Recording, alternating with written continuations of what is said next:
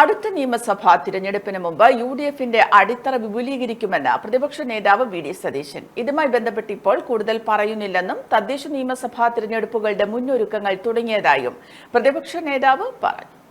ഞാൻ പറഞ്ഞല്ലോ, അടുത്ത തെരഞ്ഞെടുപ്പിന് മുമ്പ് കേരള രാഷ്ട്രീയത്തിൽ വിസ്മയമുണ്ടാകുന്ന തരത്തിൽ യുഡിഎഫിന്റെ അടിത്തറ വിപുലീകരിക്കും.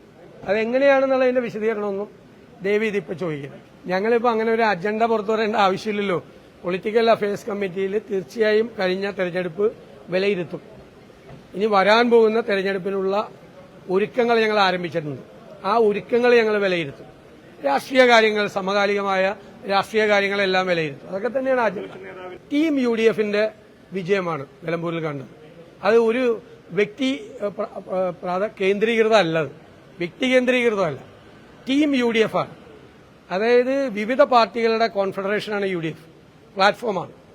പക്ഷേ ആ വിവിധ പാർട്ടികളുടെ പ്ലാറ്റ്ഫോം ഒരു പാർട്ടിയെ പോലെ പ്രവർത്തിച്ചു എന്നതാണ് ഏറ്റവും പ്രധാനപ്പെട്ട പ്രത്യേകത. മുതിർന്ന നേതാക്കളുടെ ഗൈഡ് ലൈനും അവരുടെ അനുഗ്രഹങ്ങളും എല്ലാം ഉണ്ടായിരുന്നു. ചെറുപ്പക്കാരുടെ, എന്റെ അടുത്ത് നിൽക്കുന്ന സി ചാണ്ടി ഉമ്മൻ 3000 വീട് കയറിയ ആളാണ്. കേരളത്തിലെ ഒരു യുവനിര, രണ്ടാം നിര കോൺഗ്രസിലും യുഡിഎഫിലും ഉണ്ട്.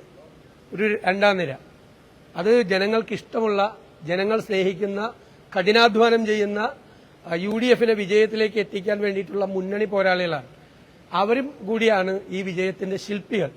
അപ്പോൾ ഒരു പക്വതയേറിയ മുതിർന്ന ആളുകളും യുവത്വം തുളുമ്പുന്ന ഒരു രണ്ടാം നിരയും ഒരുമിച്ച് ചേർന്നിട്ടാണ് ഈ വലിയ വിജയം ഉണ്ടായത്. ടീം യുഡിഎഫ് ഒരു വ്യക്തിക്ക് അവകാശപ്പെട്ടതല്ല.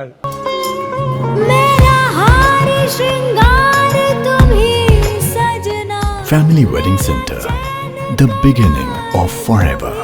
കുന്നമംഗലം, വടകര, മഞ്ചേരി, മേപ്പാടി, തിരൂർ, പെരിന്തൽമണ്ണ, കണ്ണൂർ.